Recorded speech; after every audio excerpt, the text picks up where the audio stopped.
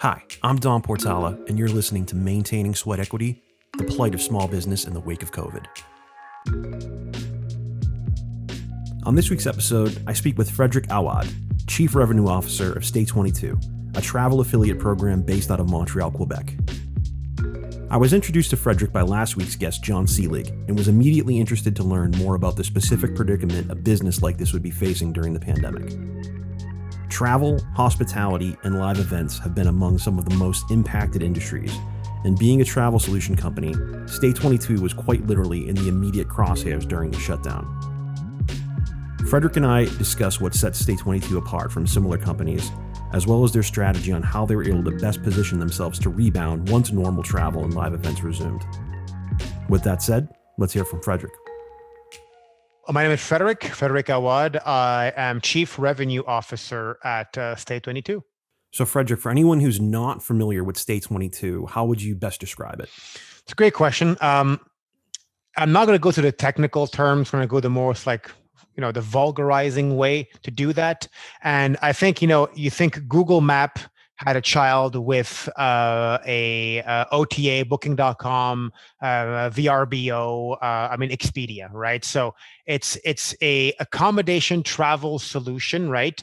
But really through a map perspective. So essentially all the functionalities that you typically see on typical mapping softwares like Google Map.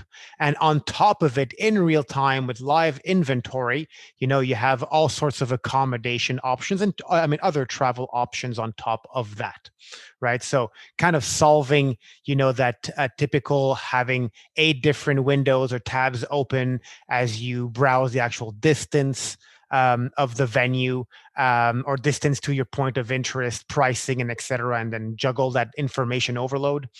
You have it all in one screen. How did you kind of discover or develop this business? So it was actually one of our co-founders, Hamid, who essentially is an avid esport guy, big time gamer, and he was traveling to a video game tournament. And basically, he was having that exact, information overload and head scratcher moment. I think it was browsing Airbnbs, and he found this great spot. Okay, perfect, fits my student budget. Back then. And then basically he said, okay, awesome. Then he realized, oh, shoot, it's 8 miles away from the actual venue of the tournament. Go back, Airbnb, do the same things. Like, how come there's no interactive map where I can see the transit lines, that I can see the actual accommodations and change the dates, and everything changes, organically in one screen. He's a computer programmer, obviously. So he saw the problem, right? And he already was able to envision the solution, which is putting all of that through a map perspective that really allows for the user, the participant, delegate, whatever it is, to really digest all the necessary information quickly in one screen. So we went about to build it. Now, you mentioned Vrbo, you mentioned Expedia. Is there something, and it sounds like you may have already answered this in terms of the interactive map, but can you talk a little bit about what you think sets you apart from maybe other competitors or other types of businesses in this industry? Yep. So great question. So at heart, from a business model point of view, right, we are an affiliation program, meaning our solution is free. A website, an event organizer, a ticketing company, a blogger could use our Stay22 for free. There's no cost, integrated on their website. And then for every transaction that would happen on the website, right? For example, somebody would book a Booking.com listing because they're traveling for a specific show, right? Then whoever's hosting our map, let's say that show, would get a commission for each transaction that happens, right? So affiliation, nothing new under the sun, right? Nothing new also to aggregate different travel providers under one affiliation. But what we do, and I don't think we're unique, but we do this better than anybody else on the market, is aggregating through a map perspective, right? For example, you see Trivago, that's another travel aggregator. TripAdvisor is another one, but it's always listings, right? Which is good. There's nothing wrong with listings, but doing that through a map perspective and allowing that to be embedded into, for example, a travel article, and directly as the user reads the actual content of the article that talks about, I don't know, the top 10 beaches in Portugal, being able to see those beaches on the map and literally right there on the same article, seeing all the travel options to go to those beaches, just drives conversion rates that currently are just unparalleled on the market. And it sounds like, I mean, there's definitely the visual component of the mapping system that I think makes it appealing from a user perspective, so that people can see kind of the distance between where they're going to be lodging and then maybe where their point of interest is or event that they may be attending. I guess my question is, first of all, how long has Stay22 been in business? Yeah, we're about 5 years old now. We're pretty established in the event industry world, right? Our solution at heart, because of the story that I mentioned, Hamed, our co-founder, we started, developing and selling a lot to the event space. So that's really where our foothold has been in the past, let's say, 4 years. Can you talk a little bit about some of the partners that you have specifically kind of in the live event area, as far as people that, organizations that you're partnering with, or affiliates where you're kind of dropping that map onto? Yeah, great question. So we typically have kind of 3 sub-segments to the bigger event world, if you'd like. One of them is, and I'll go by kind of a typical funnel of how you go about discovering and consuming events, right? On top of the funnel, you have like what we call event discovery platforms or event aggregators, kind of a new term, right?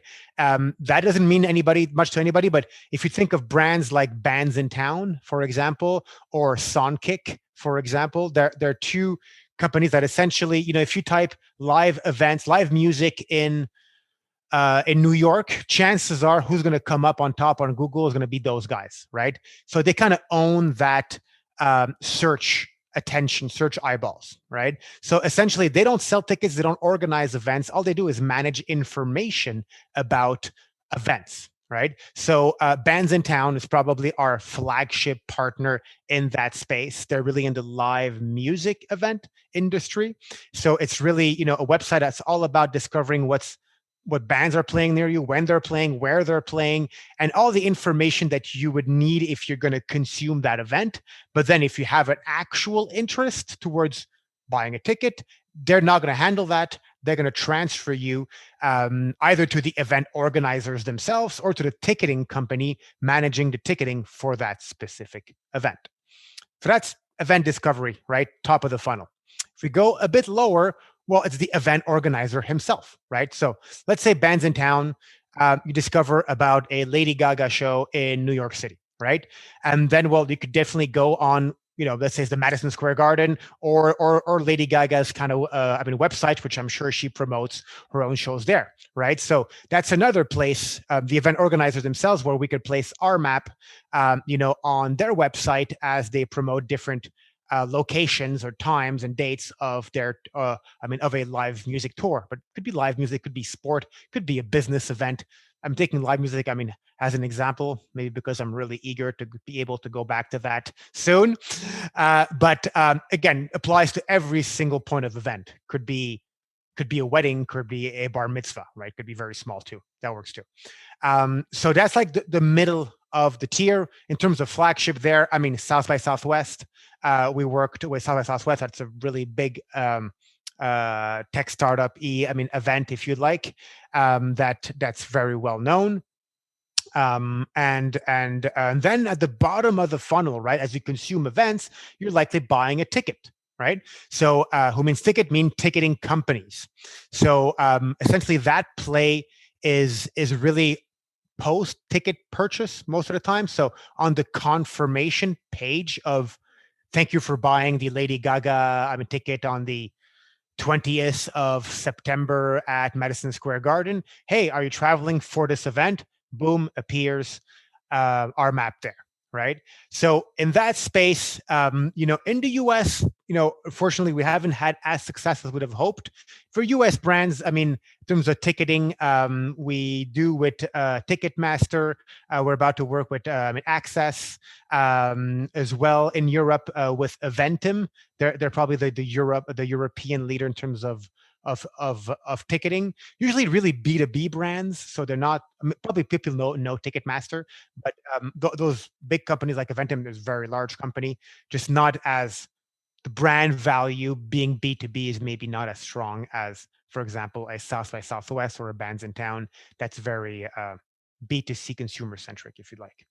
So Stay22 being in business for 5 years now, can you help kind of set the stage for um, what the challenges were running a business like this kind of pre-COVID or before we had the pandemic? It's a great question. To tell you, it changed a lot. It's a completely different reality. Well, one thing's for sure is that pre-pandemic, uh, we were, I wouldn't say satisfied, but we were focused really in a single segment, which was of live events. And that was more than, it was an ocean large enough that we could swim in there for a long time, right? So some of our challenges in that space is, I think the metaphor is that in that space, we are a vitamin, not a true painkiller, which means that obviously people say, hey, this is cool, this is nice. I see the value. Now, does this answer an immediate gigantic problem that I needed to fix yesterday? Probably not, right?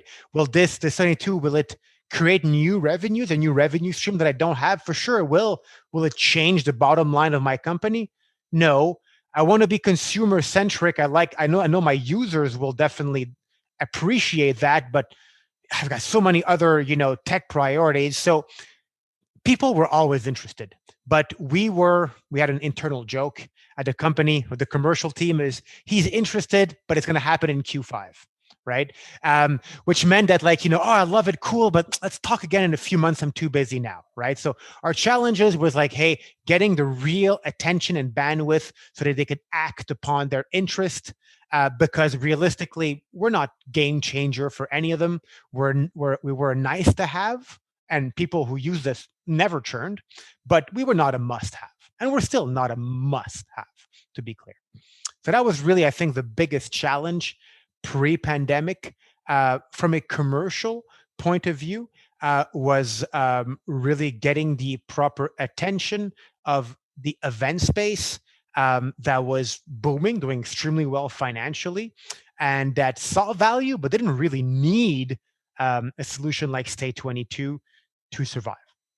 So now the pandemic happens and, hospitality and live events are like two of the biggest industries that took the biggest hits. I mean, just right out of the gate. So my thought is that with those two industries specifically and being such a targeted place for where Stay22 was kind of having, like you said, this ocean of activity. Yep. What did you immediately think when the pandemic started in terms of how this was going to directly or indirectly affect Stay22's business? Well, it's funny how our memories have memory is so bad for certain things and yet so good for others, right? So I remember those key conversations so vividly, right? So even before the pandemic really hit in North America, I remember having a conversation with one of my salesperson BDMs, Linda, who's from Chinese descent and who managing mainly the Asia market. And she was raising the red flag and say, hey guys, careful. This is putting everything to the ground in Asia and mainland China. Obviously, it started there, right? In terms of live events and everything, they're shutting down the economy there. And I knew the news, and he's like, hey, it's going to come. It's going to impact us. And mea culpa, as they say, yeah, okay, maybe in China. I remember this news about Ebola in the past or SARS or anything, H1N1. Yeah, it's going to have an impact. Cool. We've seen other ones. Let's keep moving forward, right? And then obviously it started coming in and we're seeing more and more news in Europe, which was more a big market, and then in the US, Canada. And I remember being on the phone with one of our CEO, my CEO, Andrew. And he's telling me, hey, Fred, you think it's going to hit us hard? And, telling him, well, Andrew, if our business success relies on how many people travel to a specific event and aggregate close to each other, glued, right? Into a stadium or some sort of venue, and then they need to travel, take the plane for that.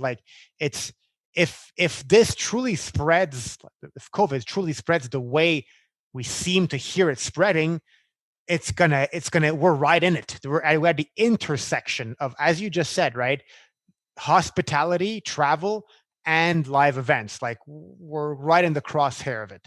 But even as I said that, I didn't expect our revenues to dry up like minus 97% as it did like within 2 weeks, right? That was like, whoa. It was like, all right, now what do we do? And then worse, we obviously we're affiliation, and we're, people do bookings in the future. They don't book for the same day usually. So we actually had negative revenue. I mean, the value of the cancellations were outpacing the new revenues we were having. So yeah, I remember this time a bit too vividly, I guess. So when you're saying that you're right directly in the crosshair, and then just having, like, taking a step back and realizing that even before the pandemic, that Q5 comment where it's like we're a nice to have, we're not necessarily a necessity. What's the direct like you're saying you said you're in the negative percentage as far as revenue goes. Yep. What's the immediate call to action for a company like Stay22 to then be Yep. able to try and pivot into something that's going to still maintain significance or relevance? Yeah, great point. But I think, like many companies out there, the first reaction was defense and trying to shed non-critical expenses, right? Let's put it that way. Luxury costs. Luxury costs, yeah. But even, I think, more than luxury at some point, like, yes, you cut some fat, but I think we consciously cut some muscle, because like we didn't think we could afford to have sufficient calories to sorry for the metaphors, but no, it's continue great to feed those muscles. There's no point keeping it; it's just going to disappear. So, so that meant obviously lots of marketing, development cost, whatever it is. But unfortunately, it also meant human resources and people, right? Mm-hmm. So that on the super short term, like a lot of, like all companies, right, that meant letting go of some of our team members. Sometimes it actually meant letting go of people we had just hired, right, and taken away from a job that wasn't in the travel or live event world, right? And that from a, again, I'm not the victim here. I don't want to make it, oh, poor Fred, because really it's more poor them. But that I'm going to remember the feeling of having to let go somebody, even though a week ago, you were all bullish about bringing him in, and he resigned from his previous job. Then you have to tell him, well, finally, I can't take you anymore. That's going to stick with me for a while as a not great experience. But that was the immediate short term. Like, hey, how do we make sure, we have sufficient, in startup terms, have sufficient runway, right, to be able to weather out the pandemic, not knowing exactly when it's going to end, right? Obviously, we're not a profitable company purposely, right? We want to have growth. Every time we start hitting profitability, we're going to hire more, go, reinvest in the company so that we can grow faster, and then reach profitability again. So, we had to make those immediate calls. But after that, and that's a testament to the, I guess, courage, really, of our two main co-founders, Hamed and Andrew, CFO, CTO, and CEO, essentially, is that we could have done the route of hibernation, which was the classical, mostly financially recommended way. Cut all expenses, cut everything almost to zero, go in your cave and weather out the storm, right, and come out when the sun is shining again.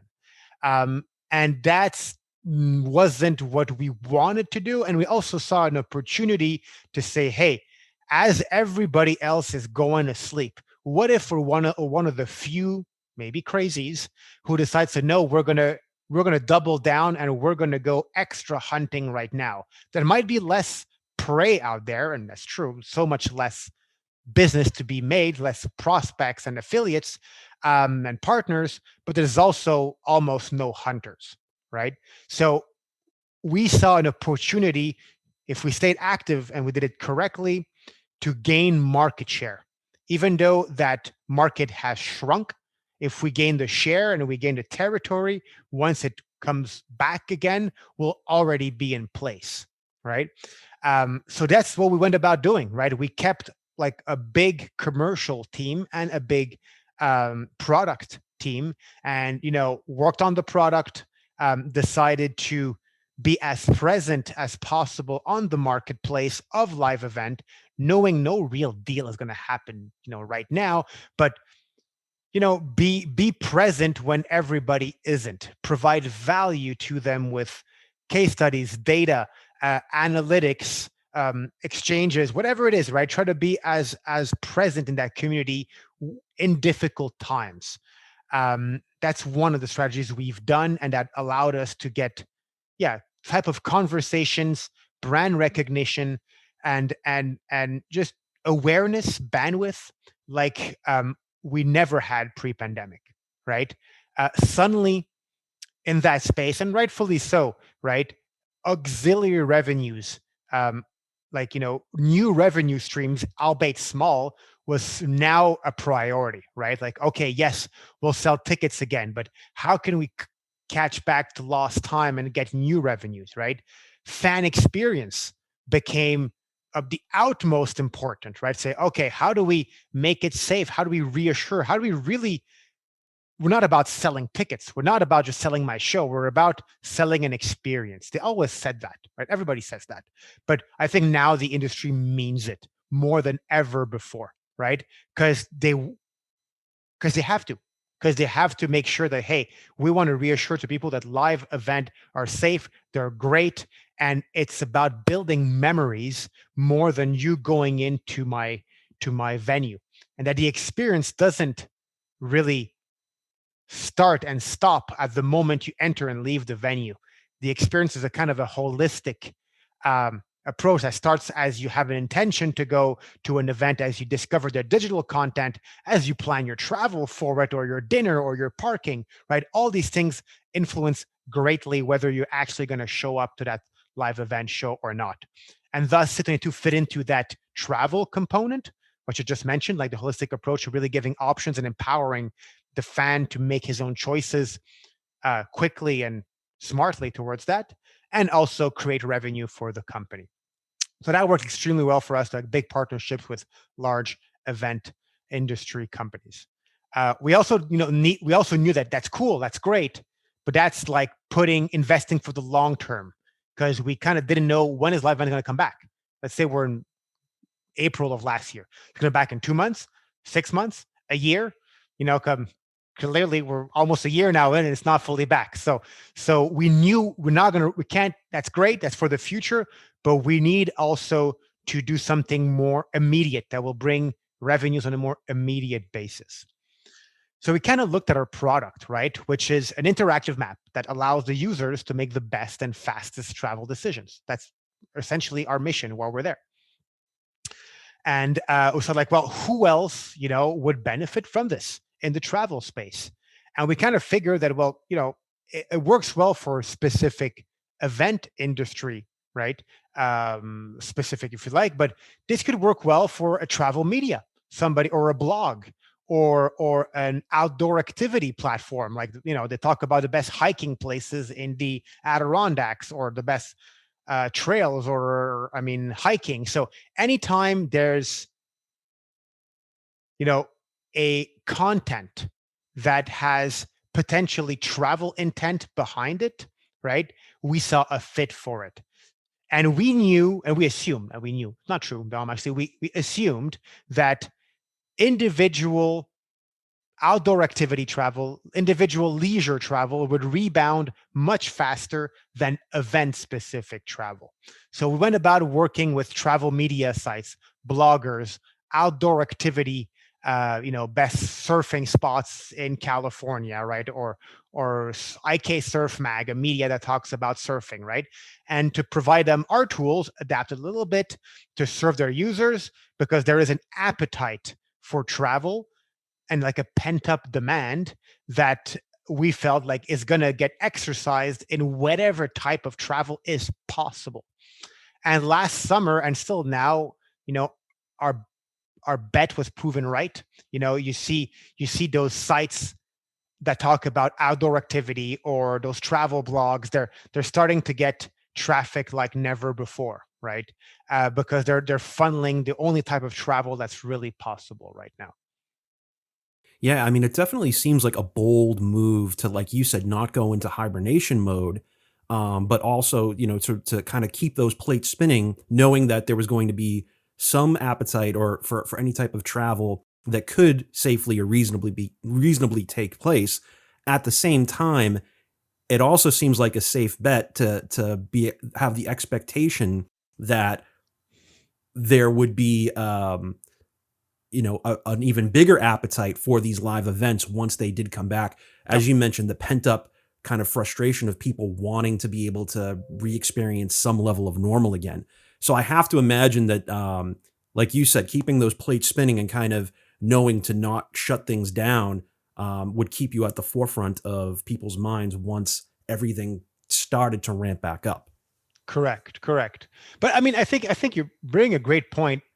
I think it's, for me, it appeared as common sense that, you know, I'm going to go very high level, but human mobility is something that people now, how would it like expect, right? It's not like a it's kind of a universal truth of the human being right now. Like, people want to travel, whether to see their family, see their friends for a show. It doesn't have to be like necessarily leisurely travel, right? But they want to do that, and that if it's prevented, right, as soon as there's a bit, like the question that it's not really the travel depression that we saw was not a question of intent, but rather a question of ability.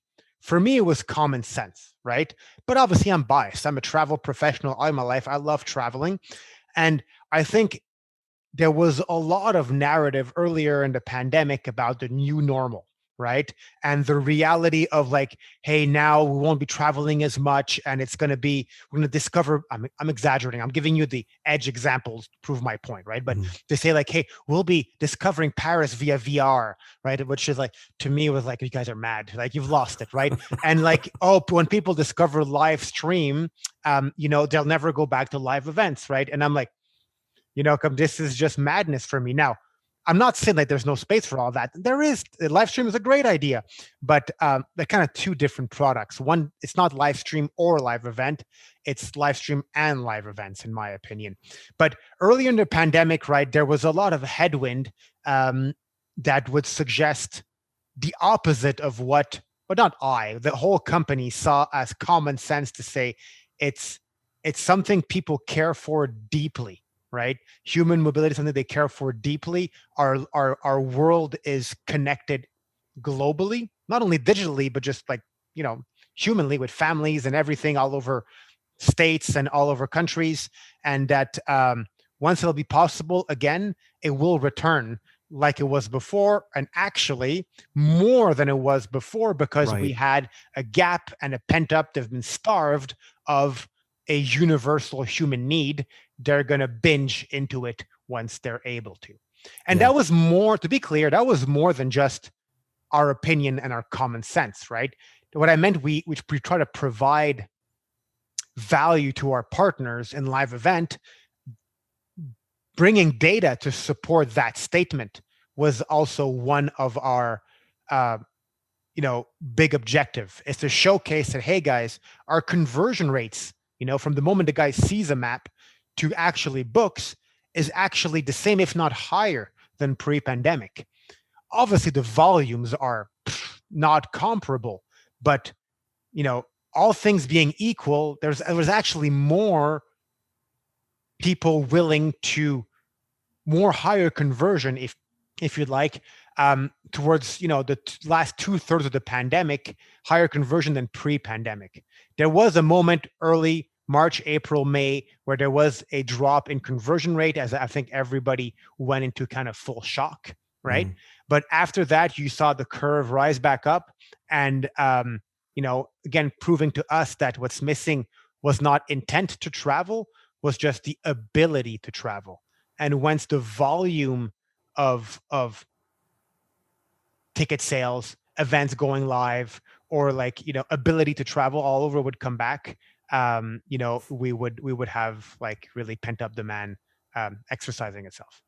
And I think even to the broader point is that when you started to see these virtual offerings, like when you say people are going to experience Paris virtually, or attend a digital concert, those things kind of grew up in the space of trying to provide something to fill that void, because it was Exactly. very clear that it was showing that this is something that people have an appetite for, and something that people not necessarily even want, but maybe need to a certain degree. I think you're spot on from a psychological point of view, Dom. I think you're right on. It's if I do the analogy is well, maybe that's my personal taste, but if I want to stop eating meat for all the good reasons that we know, there are some people are stopping to eat meat. I'm not going to go and buy some Beyond Meat, right? I'm just going to stop eating meat, right? But if I want meat, I'll want the real thing. And obviously, substitutes help. I'm not, again, to be clear, like you said, I don't think they have no value and they have their place. And if you have nothing else to consume, might as well do some streaming of live streaming of your favorite band. I mean, I did that, right? I'm a big sports fan as well. I sure watched more, more TV sports that I did before. But this this actually just fueled my flame to go back to live events more than fanned it. Like it just, yeah, it pent me up to go back to live events more than anything. I got to travel more than anything else. So they're definitely not substitute to the real thing. Now that we're a full year, or even beyond a full year into the lockdown, and when the pandemic first started, where is Stay 22 currently at right now? We did our, I think our strategy panned out well, right? So we were seeing our revenues, I think starting February, really explode exponentially as well. One thing, we really penetrated the travel media space properly. Bloggers, travel platforms, outdoor activity based platforms as well, and just in general, live event space start fraction, but starting to come back to reality in UK and in Europe, certain places, even southern of the states, a bit more bullish on that return. And in general, travel restrictions being a bit more loose, we saw our numbers rise. I mean, we less than a month ago, we were actually above our pre-pandemic revenue levels, right? So we were like, high five, guys. We were in the right positions. We put all the nets at the right places. The fish are starting to return and only starting, and we've already passed what we did pre-pandemic. And then, because of course nothing is ever easy, we get a huge surprise, right? Where Airbnb, one of our bigger and most valuable, to be honest, more valuable providers that we deploy on the map, one of our accommodation providers that we showcase on the map, decided to pull pretty much all its affiliation deals, right? And that included us, not only us, just everybody, right? So that I mean, we're still until the end of the month, we're still with them, but that puts a gigantic wrench into our kind of momentum. As on the product side, we need to completely scramble and find, okay, how can we replace Airbnb and with other providers, knowing that there's no one-for-one substitute here, that this doesn't exist, right? Yes, we're bringing in Vrbo right now, which will help, but Vrbo in the UK, nobody knows Vrbo there, right? So we need to Mhm. bring different providers, right, with either geographical or demographical focus to respond to the user base of our partners, right? So if we have, for example, a partner based in the UK,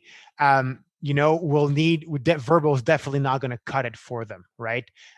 So we'll need to add other providers specifically for that. So we're kind of in that transition phase as we kind of adapt our product to replace Airbnb, and then see in April, what does that mean in terms of conversion? What does that mean in terms of revenues?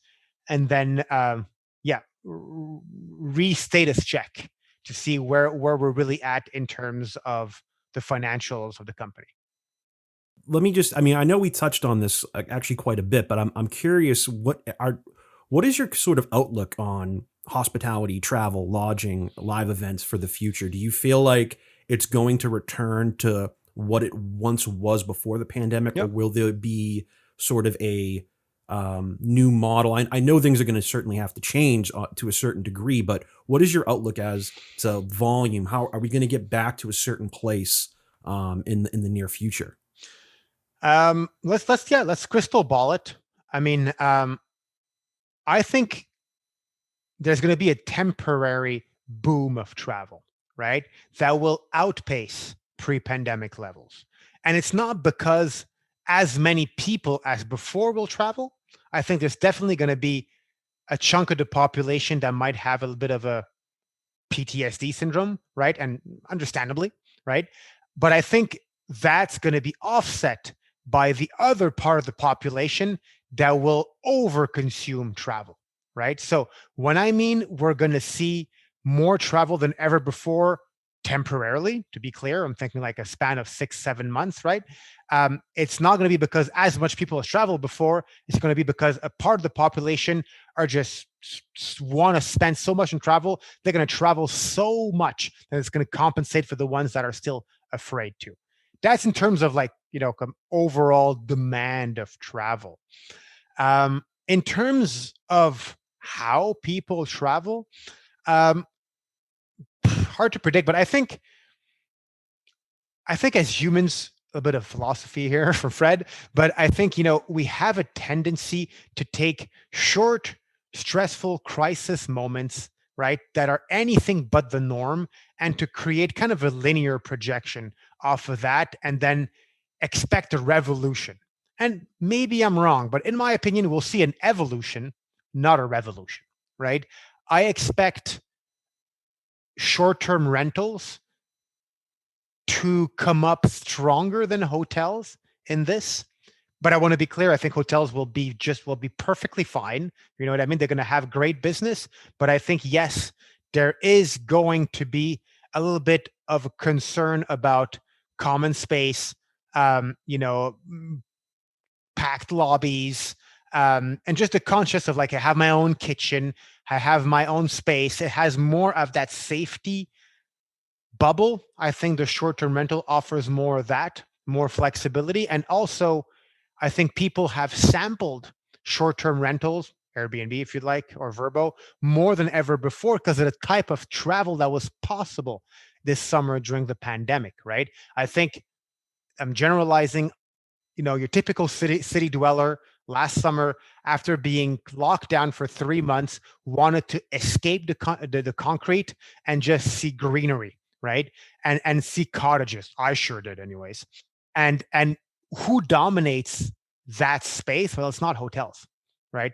It's going to be short-term rental houses, cottages, and etc. So your typical hotel guest has already likely tried short-term rentals for the first time this summer, right? So he might have debunked some of the preconceived notions on that, right? So I think they're going to be, from an accommodation point of view, the biggest winners coming out of this pandemic. Well, even empirically speaking, Airbnb last May had numbers very similar that they had in May of 2019, right? Not at all the same places were being booked, but in terms of bookings, it was very similar. I don't know any hotel brand that could tell you, yeah, May last year was just as good as May 2019. Impossible, right?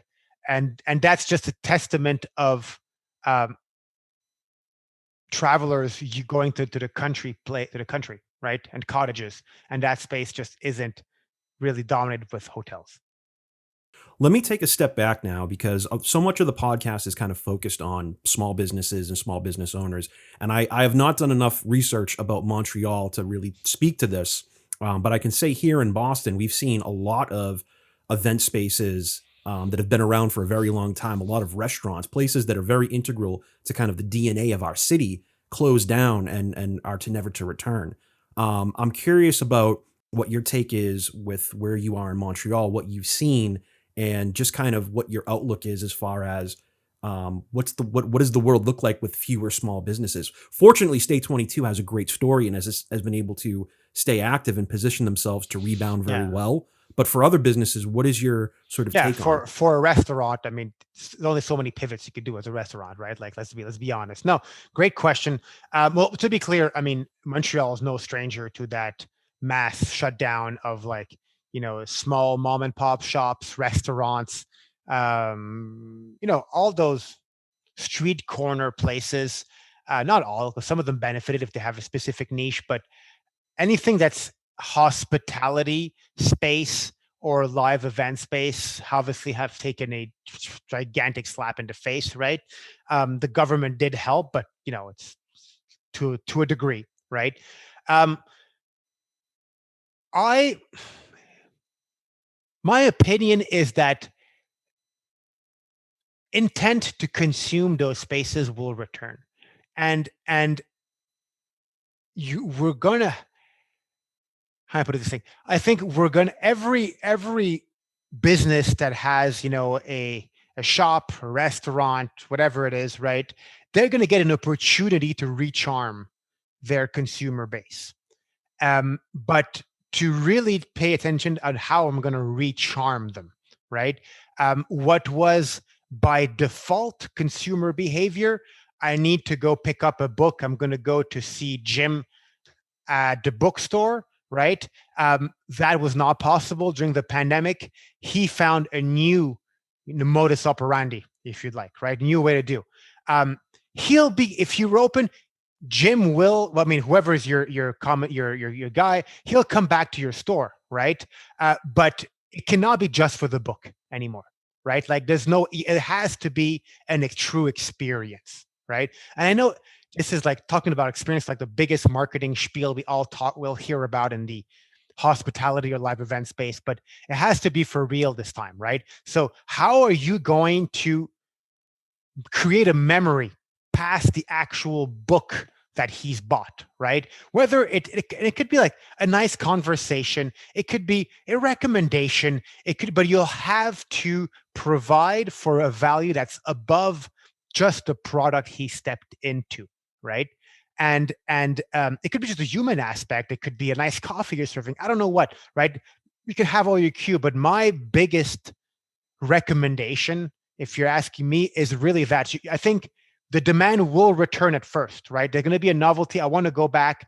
I want to reconsume what I've not been able to do for 6 months.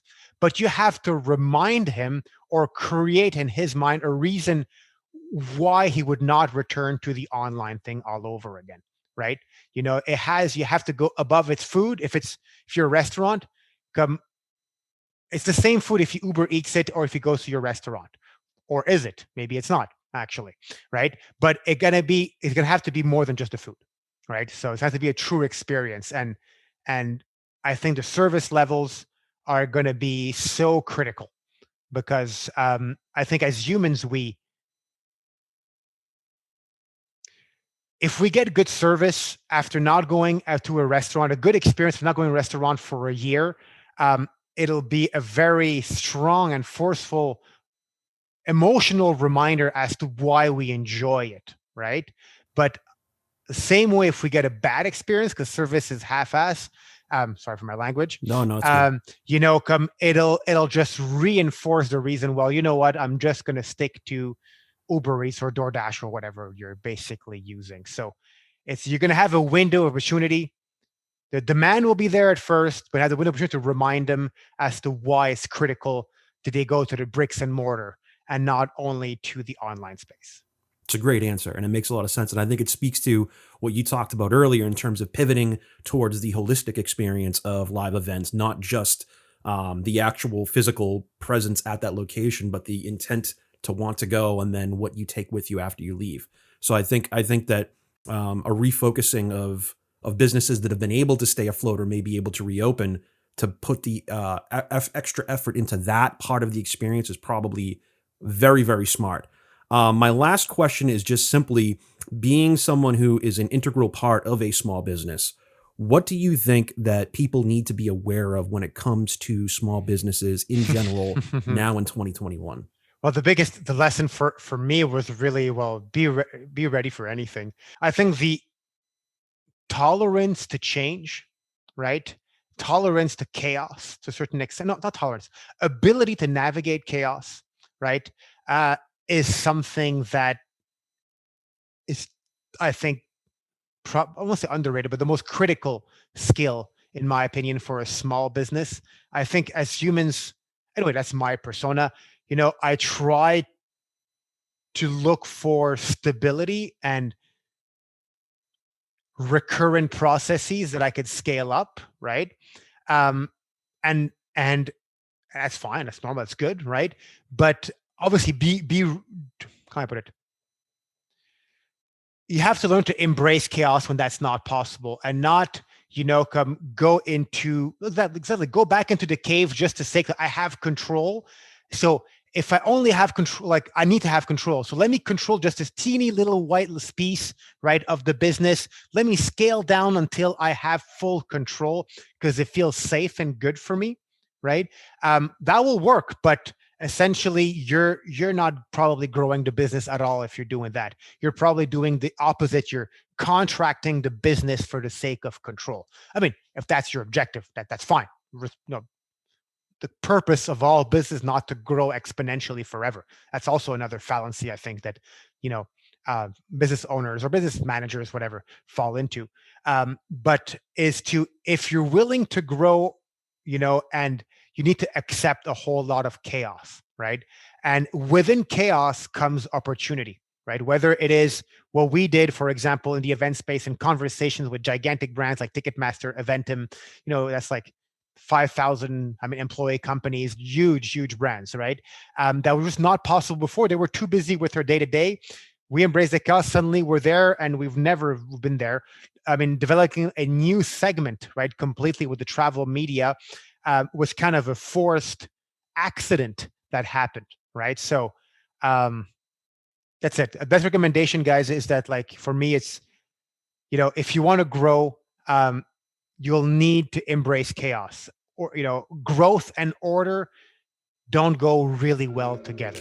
It doesn't mean that you don't have any order, but just, if you'll need to prioritize one over the other. And if you want to grow, it's going to be chaos. Thank you for listening to Maintaining Sweat Equity. New episodes are available on the 1st and 15th of each month. Please be sure to subscribe wherever you get your podcasts, as well as our video version on YouTube. If you have a story to tell about your small business, email us at maintainingsweatequity@gmail.com. See you in the next episode.